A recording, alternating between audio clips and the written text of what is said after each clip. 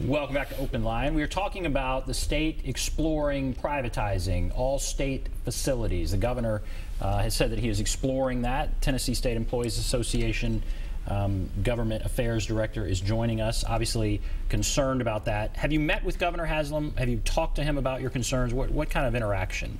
Well, we have not got to talk with him about this issue. Traditionally, we meet with him once a year to talk about our legislative agenda, and we haven't had that opportunity to talk directly to him. So when you met last year, did this come up? No, there was no mention of this last year.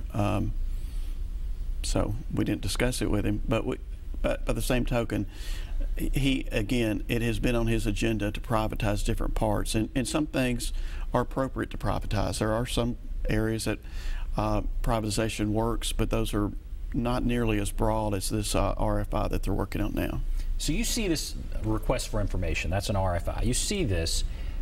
Do you think they've already made a decision to do this? So let's say when you meet, how confident are you that you can change his mind or stop this from happening? What do you think? I'm confident that we could slow the process down, but that would come through our connections with the legislators and having our members talk to our legislators and educate them and ask, and they go on our behalf to lobby the governor to slow down on this process. As a group, I just don't think he truly values the professionalism and what state employees do each and every day. And I think it becomes a matter where we have to prove to him that there's a political cost involved if he pursues this course. Now that's a big statement to say. You're saying he doesn't value, I want to make sure, did you say he doesn't value state employees and the work that they do? Is that what you said? Yeah, that's what I said, and let me tell you why. Since he's been governor, he's reduced their pension. He's taken away longevity for any new hires. He wanted to radically change the insurance benefits for state workers. Thankfully, the legislature stood with us and prevented that. And again, he wanted to take away longevity, which is something that state workers have been receiving for, I believe, close to 30 years. And he wanted to take that away from them. The legislature stopped him from doing that, and they agreed to just take it away from new hires. So again, I know that's a strong statement, but I think when you value employees, you pay them well for what they do, you make sure they have benefits that are good, and that simply hasn't happened under this administration. Now, at the same time, he would probably argue we've got to change the way we do things, we've got to save money, we've got to become more efficient. Some of the things, I guess, the benefits state workers were getting might be outdated. He would argue he's trying to be the best possible steward of taxpayer dollars. So when you hear that, what do you say? I say that we've already reduced our workforce by 700 under his watch, and there's only so much that technology can improve productivity of workers, and I think we've done that. And while he has promised to up the pay for state workers because he has reduced the benefits, we've yet to see a pay increase. And the pay increase that will come in January, most state workers will receive a 1.5% pay increase. That won't even keep up with the cost of living, and he gave no state raise in the previous fiscal year. So again, I think actions speak louder than words, and when you look at the actions he's taken, I stand by my statement that he does not truly value state workers in the jobs that they perform. Let's take some calls here. Let's go to Phillip. Hello, Phillip. Well, here's my viewpoint, and I'm no expert in this field, other than to say that I think that privatization would absolutely be better than government.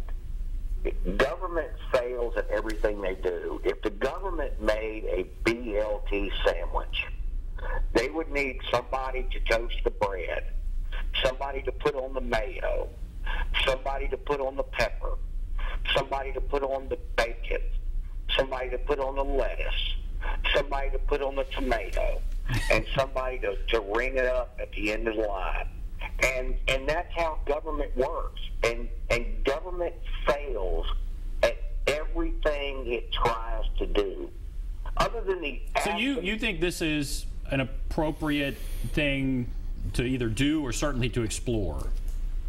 Absolutely. Absolutely. Government is the biggest waste in this country. country at everything they do. It's not just Tennessee. I'm not just ripping on Tennessee state employees. I'm ripping on government in general.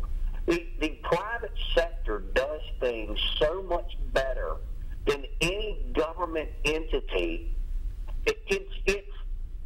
It's beyond comprehension. So you're saying, okay, all right, Phillip, thank you. Let's talk about that. I mean, he wouldn't be alone in some of the feelings there. He's pretty strong with those feelings. But what do you say when you hear that? First of all, I guess he's never driven on a road that was built by state government employees and paid for with state tax dollars. And I guess he's never felt safe in a parking lot because there was a policeman around. So there's a lot of things governments do well. Our state troopers do a great job. You know, if he wants to trust Corrections Corporation of America, which has been thrown out of at least 2 states and had an escapee out in Oklahoma just last week, then, you know, Bill Haslam is his man. But we believe that there's certain services that you simply can't delegate out to the private sector. And there are some core things that government has to do, and government can do better than the private sector. I understand that philosophy. I'm a Republican almost by birth, but I can also say that this movement to try to privatize anything you can find is wrong. It is not providing better services. Let's let them prove that the things they have already privatized have actually saved money, and then we can move forward to broader privatization. Let's go to Victor now. Hello, Victor. Yeah, hello. Hi, what's on your mind? I was just listening to the last man that called in there. What we're dealing with is Democrat and Republican conversation here. Every time the Republicans are in office, they want to destroy TVA. They want to privatize everything, just like things, at the cost of employees, their benefits, and what they're doing is opening a line to where they destroy unions. They don't have any, the worker does not have a say-so in anything they do. I'd like to hear that comment. Okay. He's saying it goes back and forth, that Republicans always try and do this, then Democrats come in and it goes the other way. And to a lesser extent, you sometimes see there'll be a move in one department to outsource this, and then it's in the next administration they say, oh, we can do it more cheaply by not outsourcing it, by hiring people. And then it does seem to go back and forth. But would you say this is the biggest you've seen? And this is bigger than the normal back and forth? Yeah, there's no doubt. This is the largest effort at privatization that we've had. Now, there was a huge effort towards privatization of all the prisons back in 1998. That was eventually defeated along bipartisan lines. So, yes, there is some partisanship here, but at the same token, some of the most conservative Republican legislators I've spoken to agree that it's time to at least prove that we're saving money. And again, that's a simple thing to do. Fiscal review could do that with existing staff. We have lots of highly competent research analysts already working for state government, and they could begin analyzing these contracts and making sure that we're truly saving money. And we're already contracting out a lot of the medical services at the prisons, for example. We're contracting out even the inmates' accounts that are maintained at each separate prison. So there's plenty of examples where we've already privatized, and let's see if we're actually saving money, because those things have been in effect long enough. Let's go back and compare and see if it's working and it's truly saving taxpayer dollars. Well, does that mean you think it's not? Does that mean if you truly don't know, or is that just we need to slow down, or do you believe it's actually not saving money? No, I truly don't know, and my inclination is it's not saving money.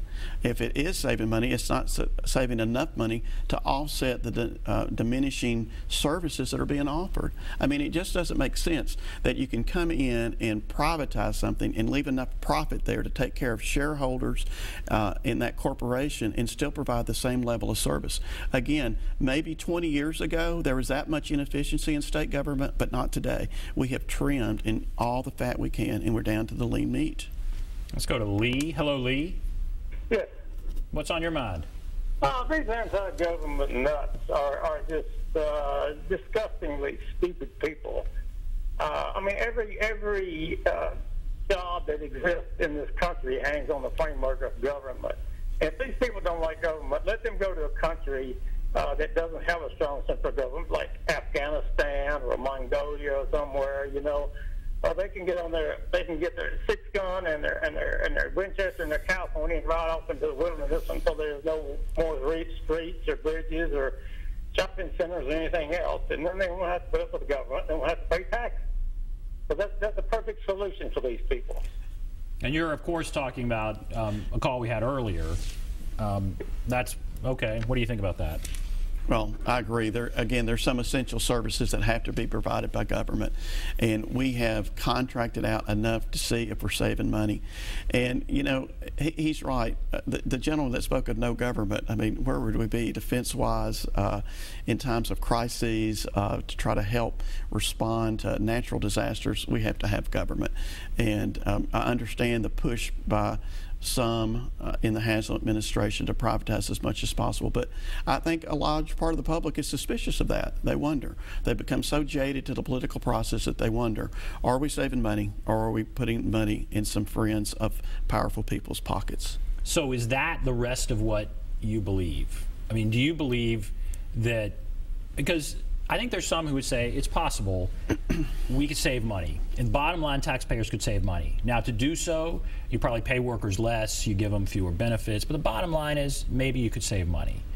But do you believe it's not really about that? You believe it's about giving his friends a contract? Is that?